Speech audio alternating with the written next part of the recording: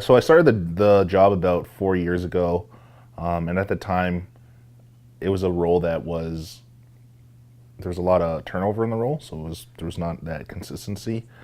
And I think for me, when I came into the job, I knew I wanted to bring that consistency to the position, just because, and often in every aspect of it, Indigenous education, you have inconsistency in that in terms of at the elementary level, you'll have teachers that in a given year you may have multiple teachers in 1 year, so that's that inconsistency. So if you and specifically in like grade 3 or those primary years, when you have a turnover like that in terms of multiple teachers in 1 year, that's pretty much a wash year for those students, and then it only puts them further behind. And the following year, if that may happen again, you know what I mean? So it's just a constant. We're always behind the ball in terms of what we're doing, but it's often in ways that we can't control. So like something like that, like the turnover, like you can't control that. So I remember growing up, and I attended school on the reserve, and there was years when we had multiple teachers in a year, and fortunately for me, I had stability at home and good parents that kind of kept me on top of everything. But for me, that consistency is like number one key for me.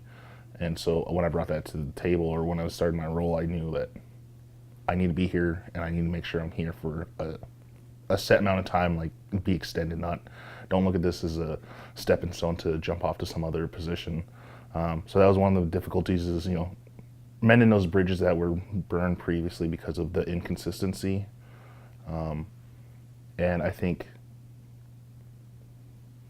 the other big hurdle was creating an awareness internally at the college in terms of, what Indigenous thought is, or what Indigenous practices is, and explaining that to them in a way that they would get, because westernized mindset is very much different in terms of, often education is a business, and if we're approaching that way, I look at it as if I'm doing it in customer service, if we want to look at it as business, like our students are our customers, but therefore you need to treat them how you want a customer to keep returning, right?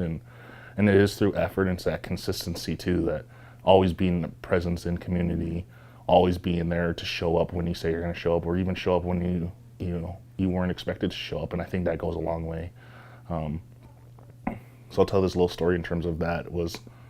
I remember there was this one time. So when I see students that I encounter through my position, like even when I see them in public, I always remember say hi and like how do they do, and just so they have that, like someone acknowledges them, or even just remembers them.